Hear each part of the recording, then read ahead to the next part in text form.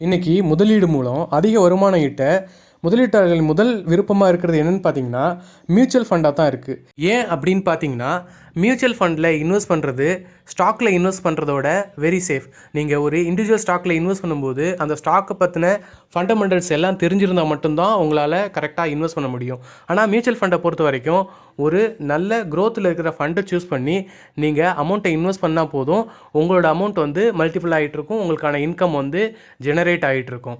அதனால தாங்க சில மியூச்சுவல் ஃபண்ட்லாம் பார்த்தீங்க அப்படின்னா 40% வரைக்கும் ரிட்டர்ன் அதிகமாக கொடுத்துருக்கு. அந்த மாதிரி மியூச்சுவல் ஃபண்டு என்ன அப்படின்னு நம்ம இப்போ பார்க்கலாம். அதில் ஃபஸ்ட்டு பார்த்தீங்கன்னா சுந்தரம் மிட் கேப் மியூச்சுவல் ஃபண்டுங்க. இவங்க பார்த்தீங்கன்னா ஓவராலாக கிட்டத்தட்ட 40%க்கு மேலே 20 வருஷமாக ரிட்டனை அள்ளி கொடுத்துருக்காங்க.